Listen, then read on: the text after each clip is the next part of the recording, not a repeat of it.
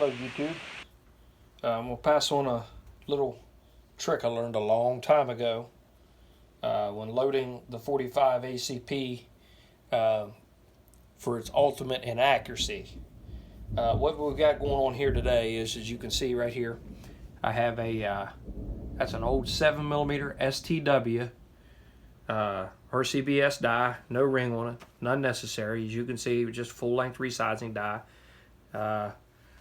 What I'm going to do is I'm going to take you step by step through a process that you don't really hear talked about too much anymore. And it is basically neck sizing a 45 ACP to wring out all the accuracy possible out of your match chamber. So if you're shooting through one gun, one particular brass, one particular gun, and you're looking to get all the accuracies you can, as you can see right here, this is new, once fired brass, nothing resized, no deprimes, been cleaned. Put it in my die, knock the primer out. As you can see, the only thing we've done right here is knock the primer out. Let's do a couple more of them here. All we're doing is basically depriming. These casings, when shot through standard loads, are fire formed to the chamber of the pistol that they were shot in. The reason why I say to use something larger if you have it, like a 7mm STW or any kind of Magnum cartridge, is because the opening won't do any sizing operation whatsoever on the 45 ACP brass. But as you can see, we do have a little bit of debris in some of those primer pockets. They could use just a little scratch here and there. Let's clean it out a little bit. Just clean them out a little bit. Oop, drop that one.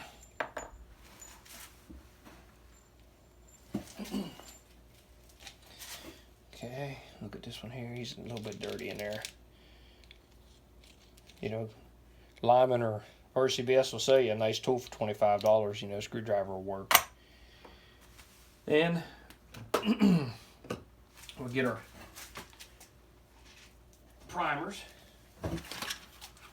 And we're only going to prime up, I think I have 6-ounce large pistol primers. Taking off 6. Put those down. We'll put them in our RCBS priming tool here. Flip them around.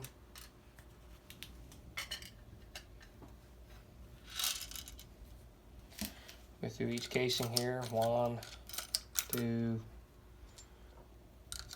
3, 4, 5, 6. So we got 6 prime casings.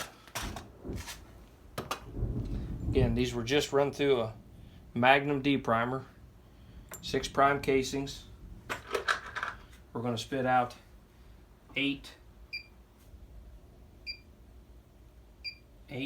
grains of IMR 800X.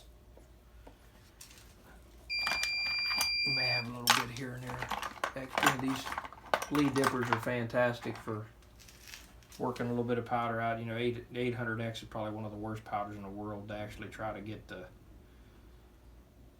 down to what you're actually wanting to work with.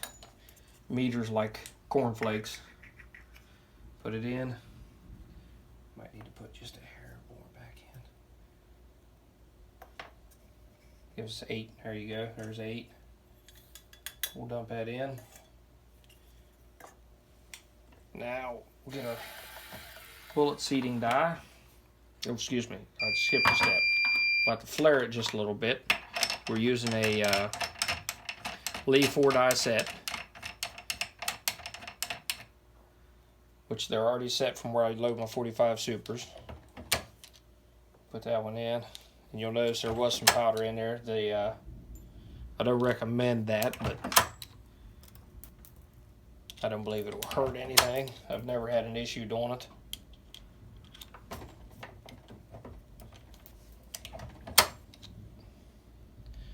Get all 6 of these guys flared. Take that out.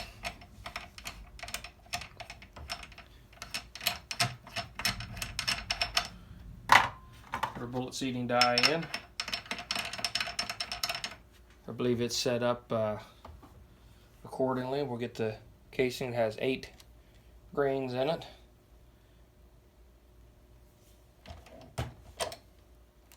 As you can see, no sizing done. Went right in, slight case bell. Looks pretty normal. Your next 8 grains, dump in. Repeat process. There's 2.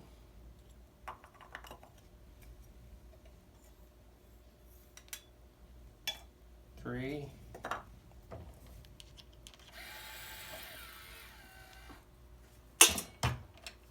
Very little resistance seating these bullets.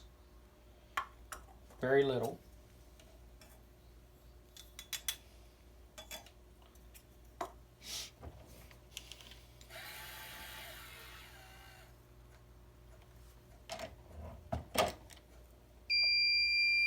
Okay, 2 more here.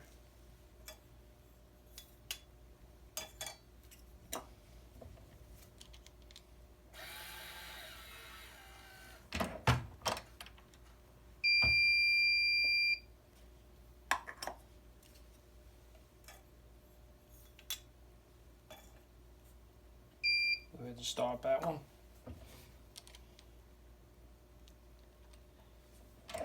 Okay, so we've seated 6. Take our bullet seating die out. That's one of the ways I mark how, for my different bullets, you know, if say I want to go to a different bullet that is 1/2 turn out, I can simply turn that after it's in the press, 1/2 turn, remove it back based on its alignment on either side, either way on the press.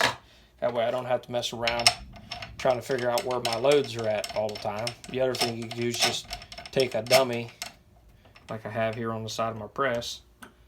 I have some dummies here with nothing in them that already have my seating depth set for me. I can put it in the press, just turn it down, tighten it down, I know where I'm at. Now comes the operation that's pretty critical to us, and that's the bullet crimp. Ideally, we want this at right around 469. That's our number.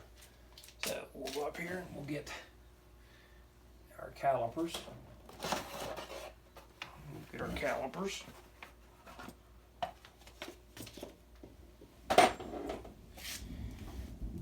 Turn them on. 468.5. That's not bad. That is a good crimp. That would be like just like a crimp, like as if it was loaded on where you full length size your casing. So right at 469, that's what we're looking for. That is basically, if you could really tell here, that is sized, crimped down to about right here, and then you have your regular chamber from here back.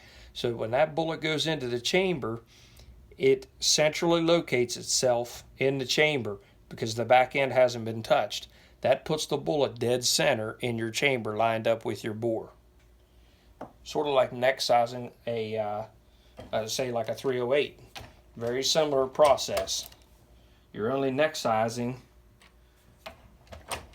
or you're only crimping the very top end right here. Just 469 is what you're looking for.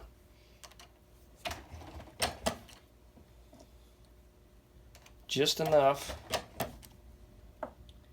to basically, like I said, neck size this cartridge to fit your chamber. Right there, 468.5, 469, somewhere around in there. That's what we're looking for.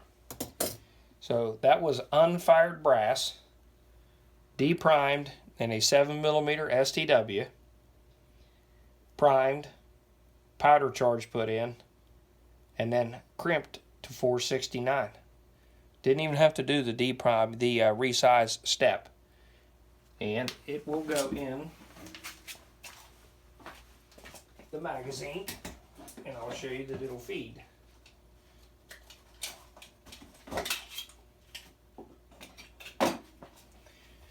Here's a Smith & Wesson. This is the Pro Series that I shoot. It'll go right in the mag. Put a couple in, just for purposes of showing you that it will chamber. There it is. Fully chambered, fully seated, ready to go. Will chamber in the gun. Here it is extracted. No marks, no dings. That's basically neck size in a 45 ACP. So if you want to get try to maximize your production as far as accuracy, you might want to give a try not resizing the entire cartridge, especially if you're only shooting target loads. I ain't recommending this if you're going to try to do like 460 Roland, 445 Super, something along those lines. But where you're only putting a small amount of powder in, or like a real slow burning, 8 grains of 800X, that's actually pretty, it's not a high velocity load. You could do this with, say, like 4.8 grains of tight group on this 210 grain bullet. You can basically neck size this cartridge just like you would rifle brass. Get it centered in your chamber, and then maybe test your accuracy to see if it actually gives you better accuracy by going this route. It's just an option you have, rather than have to run it through all the processes of full length sizing and running it through your carbide dies, and then using that as your D-prime step. Just something I wanted to run by you to give you an option on some of you guys that are getting into the hand loading field to try to increase your accuracy at the 25 and the 50 yard line. This is Stuck Case. Thank you.